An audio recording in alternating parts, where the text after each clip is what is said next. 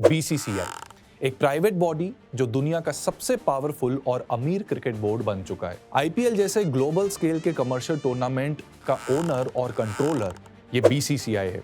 Broadcasting rights, sponsorships, franchise fees, central revenue pool.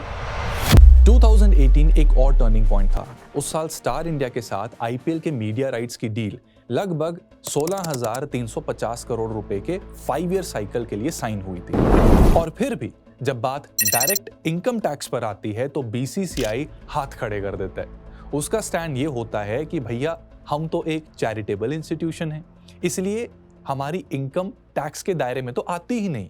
और इसी को आधार बनाकर उस वक्त आईपीएल का कॉन्सेप्ट एग्जिस्ट ही नहीं करता था।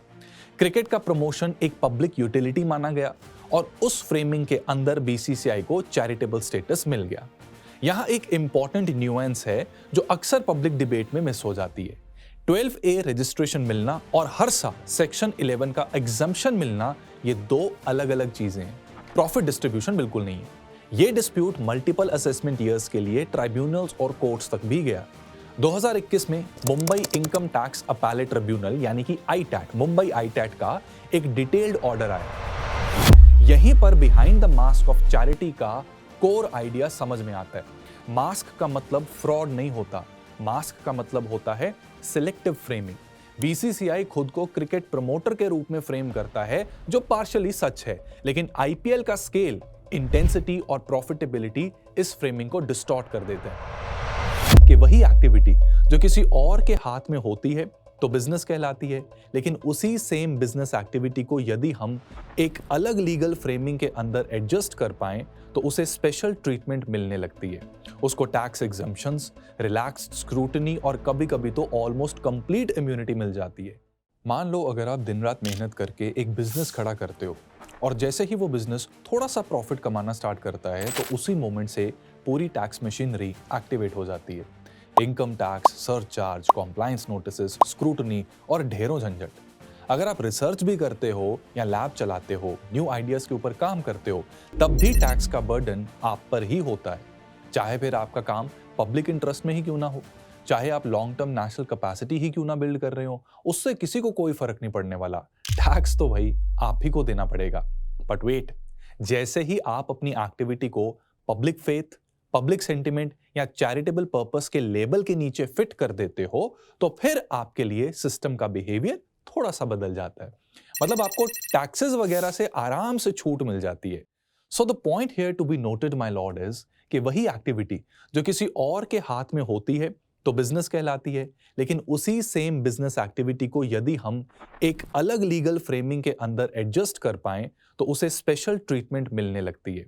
उसको टैक्स एग्जम्पशंस, रिलैक्स्ड स्क्रूटनी और कभी-कभी तो ऑलमोस्ट कंप्लीट इम्यूनिटी मिल जाती है। इसी फ्रेमवर्क के बीच एक नाम बार-बार सामने आता है और वो नाम है board of control for cricket in India यानी कि बीसीसीआई।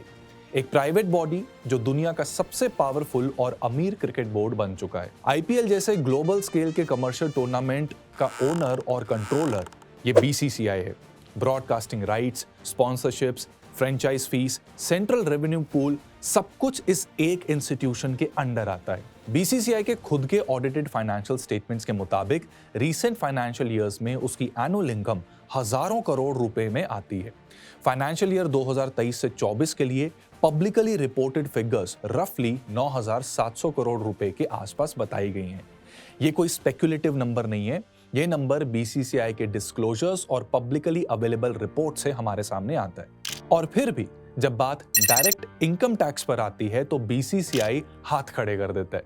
उसका स्टैंड ये होता है कि भैया हम तो एक चैरिटेबल इंस्टीट्यूशन है, इसलिए हमारी इनकम टैक्स के दायरे में तो आती ही नहीं। और इसी को आधार बनाकर बीसीसीआई इनकम टैक्स एक्ट के सेक्शन 11 के अंडर एग्जेम्पशन क्लेम करता है। लेकिन दूसरी तरफ इनकम टैक्स डिपार्टमेंट इस क्लेम को चैलेंज भी कर रहा है। यह मामला कई बार कोर्ट्स में भी जा चुका है और पार्लियामेंट में सरकार ने माना है कि यह इशू सब जुडिस है। आज ऐसा कॉन्ट्रडिक्शन बन चुका है कि एक तरफ रिसर्च इंस्टीट्यूशंस, यूनिवर्सिटीज, स्टार्टअप्स और लेबोरेटरीज टैक्स पे कर रही हैं और दूसरी तरफ एक highly commercial sports ecosystem public utility के लेबल के नीचे प्रोटेक्शन को एंजॉय कर रहा है। ऐसे में ये सिर्फ इमोशनल इशू नहीं है, ये लीगल है, और इसका फाइनेंशियल है और पॉलिटिकल इकोनॉमी से डीपली लिंक्ड इशू है। अब इस कॉन्ट्राडिक्शन को समझने के लिए हमें थोड़ा पीछे जाना पड़ेगा।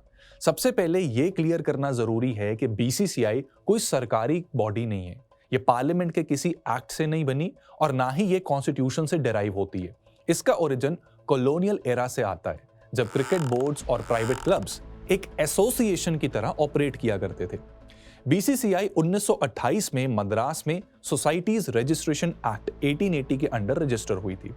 उसका स्टेटेड ऑब्जेक्ट था इंडिया में क्रिकेट को प्रमोट करना। इसके लिए क्रिकेट को एक पब्लिक गुड, एक नेशनल पास टाइम और एक object of general public utility के रूप में प्रोजेक्ट किया गया। इंडिपेंडेंस के बाद भी बीसीसीआई प्राइवेट बॉडी ही रही, लेकिन मोनोपोली के साथ। इंडिया में इंटरनेशनल क्रिकेट के एकमात्र कंट्रोलर बीसीसीआई ही बना रहा। आईसीसी एफिलिएशन, प्लेयर्स का सिलेक्शन, बायलैटरल सीरीज, शेड्यूलिंग, सब कुछ बीसीसीआई के कंट्रोल में ही रहा। इस तरह मोनोपोली होने के बावजूद इसका लीगल कैरेक्टर प्राइवेट ही रहा। आगे चलकर इसे तमिलनाडु सोसाइटीज रजिस्ट्रेशन एक्ट 1975 के अंडर लाया गया और फिर 12 फरवरी 1996 को इसे इनकम टैक्स के सेक्शन 12A के अंडर रजिस्ट्रेशन सर्टिफिकेट जारी किया गया। इस रजिस्ट्रेशन का मतलब यह होता है कि टैक्स लॉ के नजर में आप एक चैरिटेबल इंस्टीट्यूशन हो जाते हैं, जो अपनी इनकम पर सेक्शन 11 के अंडर एग्जम्पशंस को क्लेम कर सकते हैं, subject to certain conditions of course. अब यहाँ एक बेसिक लीगल स्ट्रक्चर समझना जरूरी है। इनकम टैक्स एक्ट के सेक्शन 2 की 15th क्लॉज में चैरिटेबल पर्पस की डेफिनेशन दी गई है। ट्रेडिशनली इसमें 4 हेड्स रहते हैं: relief of the poor, education, medical relief और एक ब्रॉड कैटेगरी जिसे कहा गया है advancement of any other object of general public utility. और ये लास्ट कैटेगरी सबसे ज्यादा इलास्टिक है। इसी के अंदर स्पोर्ट्स बॉडीज और ट्रेड एसोसिएशंस और चैम्बर्स ऑफ कॉमर्स जैसे इंस्टीट्यूशंस अपने आप को फिट करते रहते हैं। आर्गुमेंट ये दिया जाता है कि ये एक्टिविटीज सोसाइटी के लिए ब्रॉडली यूजफुल हैं। इसी फ्रेज के अंदर बीसीसीआई ने भी अपने आप को चैरिटी की ब्रैकेट में फिट कर रखा है, क्योंकि आर्गुमेंट ये था कि क्रिकेट प्रमोट करना सोसाइटी के लिए जनरल पब्लिक यूटिलिटी का काम है। लोगों को एंटरटेनमेंट मिलता है, स्पोर्ट्स कल्चर बढ़ता है, नेशनल प्राइड डेवलप होता है।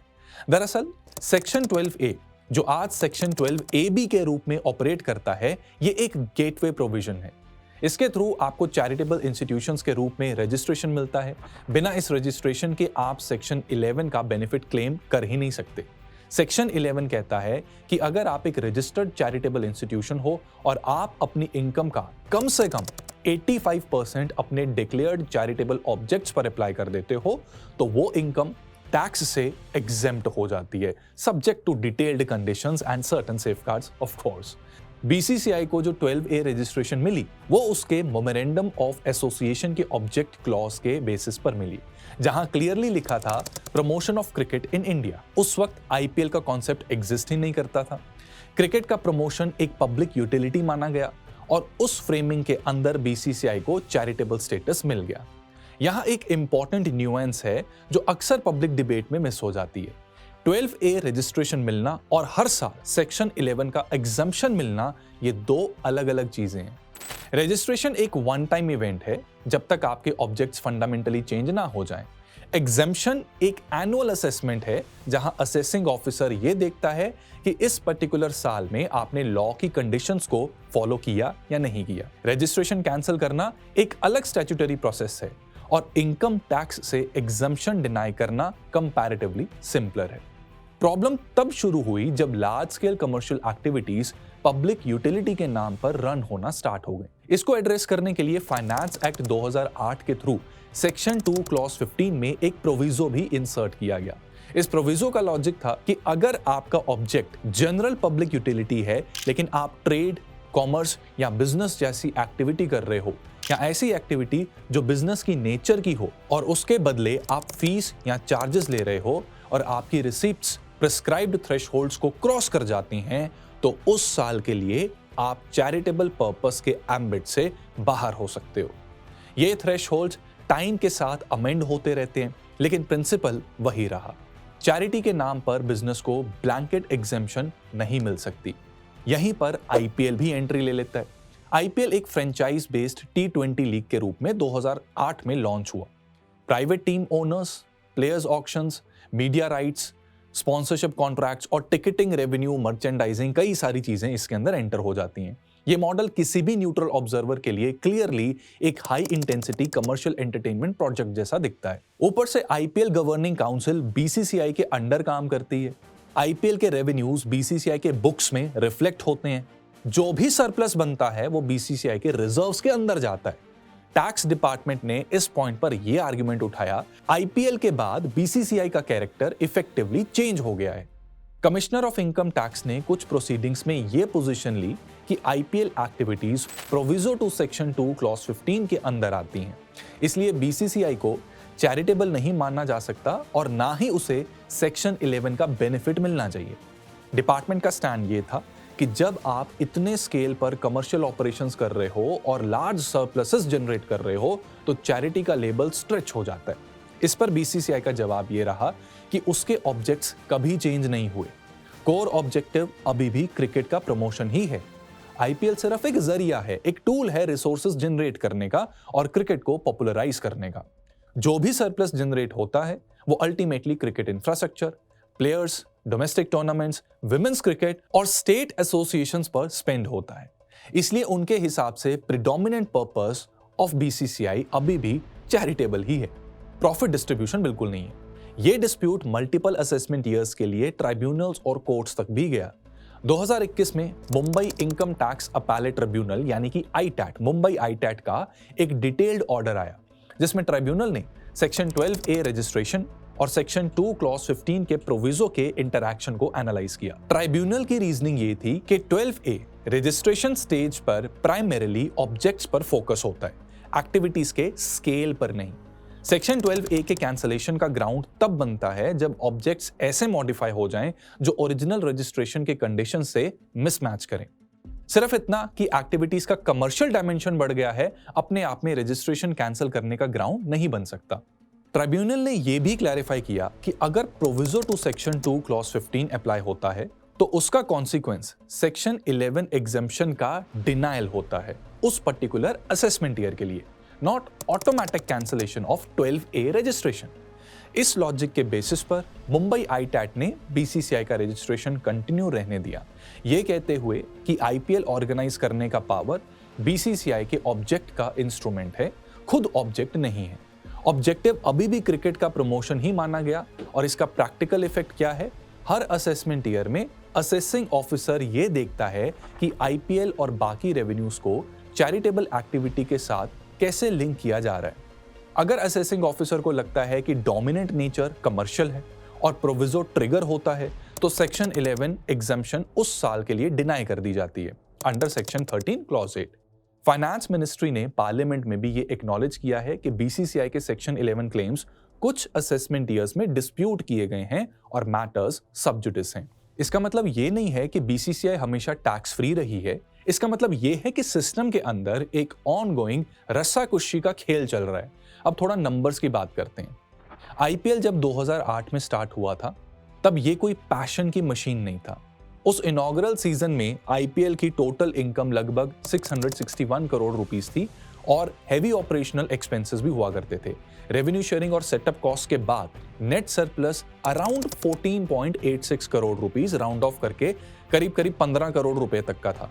मतलब शुरुआत में आईपीएल एक एक्सपेरिमेंट था जहां पैसा कमाना प्राइमरी नहीं था, लीग को एस्टैब्लिश करना मेन फोकस था। लेकिन जैसे जैसे ब्रॉडकास्टिंग और स्पॉन्सरशिप का मार्केट बढ़ता गया, आईपीएल की फाइनेंशियल ट्रैजेक्टरी बिल्कुल चेंज होना स्टार्ट हो गई। 2013 तक आते आते आईपीएल का रिपोर्टेड सरप्लस लगभग 385 करोड़ रुपए हो चुका था, जो 2008 के कंपैरिजन में हजारों % का जंप था। यह ग्रोथ लार्जली टीवी राइट्स और स्पॉन्सरशिप वैल्यूज के एक्सप्लोजन की वजह से हमारे सामने आई थी और ये फिगर्स बीसीसीआई के सीजन वाइज फाइनेंशियल डिस्क्लोजर्स और बिजनेस रिपोर्ट से कंफर्म होते हैं। 2018 एक और टर्निंग पॉइंट था। उस साल स्टार इंडिया के साथ आईपीएल के मीडिया राइट्स की डील लगभग 16,350 करोड़ रुपए के 5 ईयर साइकिल के लिए साइन हुई थी। इसी फेज में पहली बार ये ऑफिशियली रिपोर्टेड हुआ कि सारी आईपीएल फ्रेंचाइजी प्रॉफिटेबल हो चुकी हैं। ये सिग्नल था कि आईपीएल सिर्फ एक क्रिकेट टूर्नामेंट नहीं रहा, बल्कि एक full fledged commercial entertainment product बन चुका है, जिसका सेंट्रल रेवेन्यू पूल बीसीसीआई के लिए स्ट्रेटेजिकली क्रिटिकल हो चुका है। और फिर 2023 में स्केल लिटरली बढ़ गया। सिर्फ आईपीएल के 2023 सीजन में लीग ने लगभग 11,769 करोड़ रुपीस का टोटल रेवेन्यू जनरेट किया और उस सीजन का reported surplus around 5,120 crore rupees का था। ये नंबर आईपीएल के सीजन स्पेसिफिक अकाउंट से आता है और इससे ये क्लियर हो जाता है कि आईपीएल अब अपने आप में एक $1 बिलियन लीग बन चुकी थी। अब यहाँ एक इंपॉर्टेंट डिस्टिंक्शन समझना जरूरी है। आईपीएल के सीजन के रेवेन्यू और बीसीसीआई के एनुअल ऑडिटेड रेवेन्यू सेम चीज नहीं होते। फाइनेंशियल ईयर 2023-24 के लिए बीसीसीआई की ऑडिटेड अकाउंट्स के हिसाब से बोर्ड की टोटल इनकम लगभग 9,741 करोड़ रुपए की थी। इसमें से आईपीएल का कंट्रीब्यूशन लगभग 5,761 करोड़ रुपए का था, यानी कि करीब 59%। बाकी revenue ICC, distributions, bilateral series, interest income और अदर सोर्सेज से कमाता है।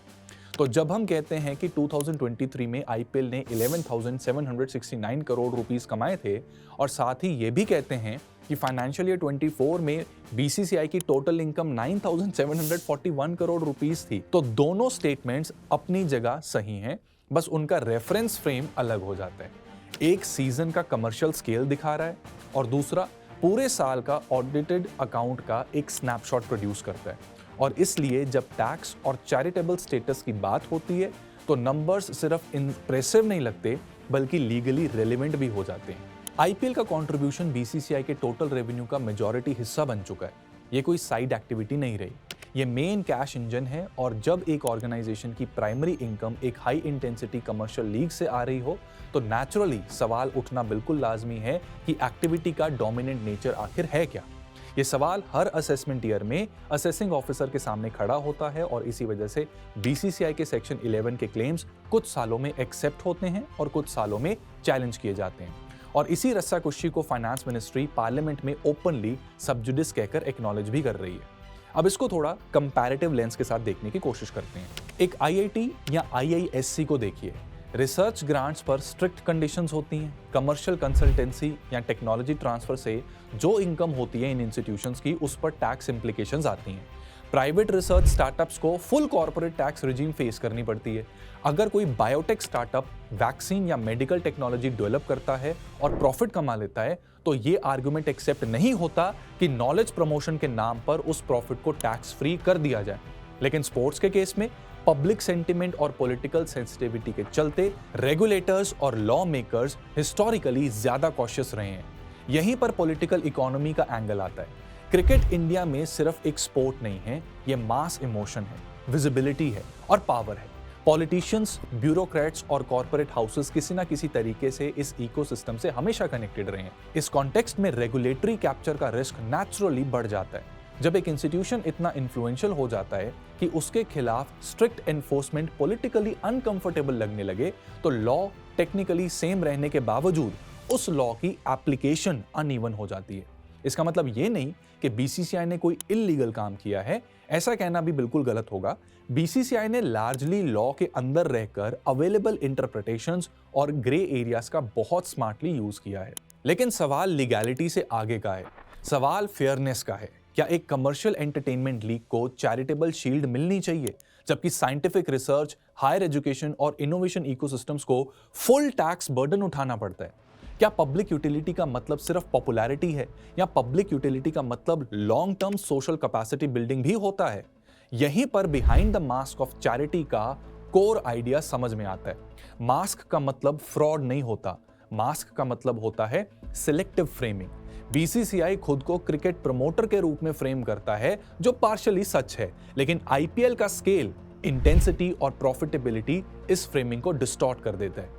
जब चैरिटी और कॉमर्स इतनी गहरे तरीके से इंटरलॉक हो जाते हैं कि उनके बीच लाइन ड्रॉ करना मुश्किल हो जाए, तब लॉ को शार्पर होना पड़ता है और गवर्नेंस को ज्यादा ट्रांसपेरेंट। सवाल उठना लाजमी है कि अगर कोई इंस्टीट्यूशन हर साल इतना सरप्लस बना रहा है तो क्या उसे जेन्युइनली नॉट फॉर प्रॉफिट कहा जा सकता है? आखिरी बात यह है कि यह सिर्फ बीसीसीआई की कहानी नहीं है, ये इंडिया के टैक्स रिजीम की एक ब्रॉडर कहानी है, जहां पावर, पॉपुलैरिटी और इन्फ्लुएंस कॉम्प्लायंस के कॉन्टूअर्स को शेप करते हैं। अगर हम एक जेन्युइनली फेयर टैक्स सिस्टम चाहते हैं तो हमें ये सवाल पूछना होगा कि क्या रूल्स सिर्फ पेपर पर इक्वल हैं या ग्राउंड पर भी।